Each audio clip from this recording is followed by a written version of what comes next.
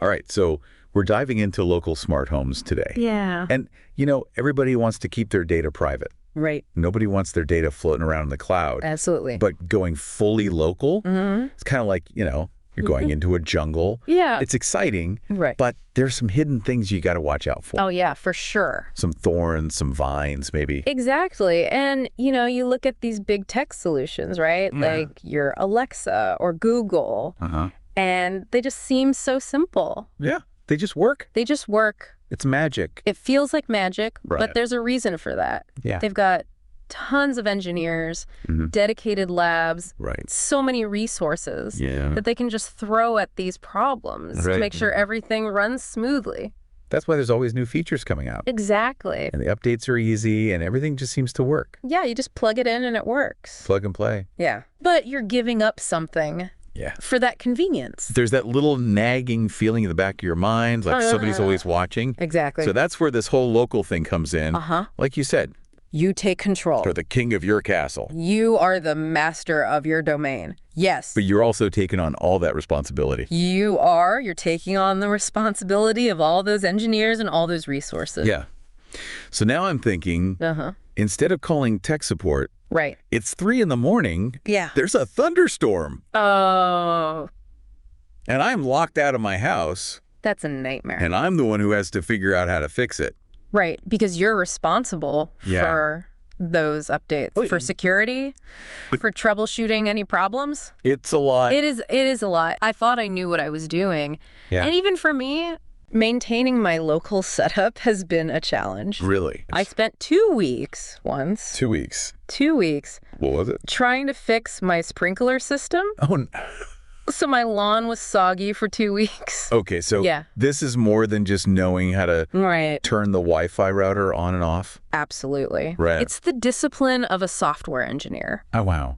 It really is. Like you said. Yeah. You need heard. meticulous testing. Uh-huh. You're constantly learning new things. Right. And you have to accept Yeah. that things will break. They will break. At some point, things will break. So that fun hobbyist phase, Yeah. it can turn into like a It can become a full-time job. full-time job. Almost think of it like a garden. Okay. You can't just plant it and forget it. You have to tend to it.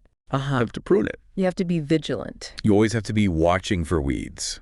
So for those listening who are really excited about this local control, Right. be prepared to roll up your sleeves. Roll up your sleeves and get to work. Yeah, there's no calling tech support anymore. You are the tech support. You are the cavalry. You are the cavalry. That's right. But you don't have to give up all the cool stuff, No. especially with AI, Yeah. AI is so exciting right now. like with Olama. Yeah. I know people are excited about that. Absolutely. Everybody wants Yes. a super smart home, Yeah. especially with local AI. Okay. The challenge is Yeah. keeping it updated, keeping it sharp. Right. There are always new models, Yeah. new features coming out, and you have to make sure everything works together. Right. And these local systems, Right. they don't have the resources that these big cloud servers have. Yeah. It's like comparing a tiny little computer to a giant supercomputer.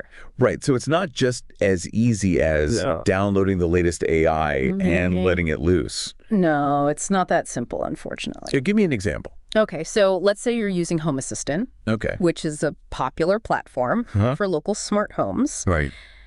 You might get a small update, Yeah. seemingly minor, Okay. but it could break Oh, no. all your AI integrations. Really? Yeah, it can happen. Wow. So it's a constant battle. It's like a game of whack-a-mole. It really is. You fix one thing Right. and something else breaks. Oh, my gosh. Yeah. But what about open source software? Yeah. That's supposed to make things easier. That's the beauty of open source. Yeah. Right. All about collaboration. Collaboration. Right. It's Yeah. a community effort. So shouldn't that make... It does help. Yeah. But you're still limited by how powerful your local system is. Huh. Imagine your local AI Yeah. trying to run Uh-huh. a complex language model. Okay. It's like trying to fit an elephant Oh, wow. into a Mini Cooper. That's a good analogy. It's just not going to work very well. So you might end up... You might have to sacrifice some speed or Yes. some functionality. So it's like this. Yeah. You can have all the bells and whistles, Right. but give up some control. Or you can have full control, Yeah, but maybe not all the Yeah. cutting-edge AI capabilities. exactly. It's a trade-off. It's a tough choice. It is a tough choice. Wow. So you have to ask yourself, Yeah. are you willing to give up some of those AI superpowers to keep things completely local? Right. Or are you open to maybe a hybrid approach where you blend the best of both worlds? Interesting. Yeah. It's like you're creating your own recipe. Okay. Your own custom smart home recipe. I like that.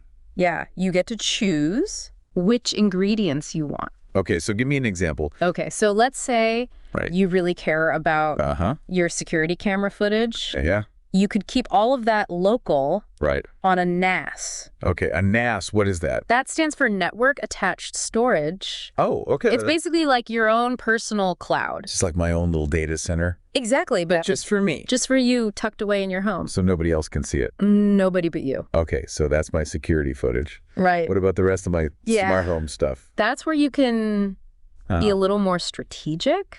Okay. Maybe you're okay with using a cloud-based voice assistant. Right, like Alexa. Yeah, like Alexa or Google Assistant for simple things. Turning on your lights or setting a timer. But those are still connected to the cloud. They are. So I'm giving up some data there. You are giving up some data. But it's a trade-off. It is a trade-off. Well, right. I'm getting the convenience. Exactly. But I'm also being mindful. You're being mindful of what I'm sharing. Yeah, you're making an informed choice. And it's all about taking ownership of my digital life. It is. It's about deciding where your data lives. Yeah. And who gets to see it. It's not just about convenience anymore. It's about your values. Right? It's about shaping your technology to fit your life. Not the other way around. Exactly.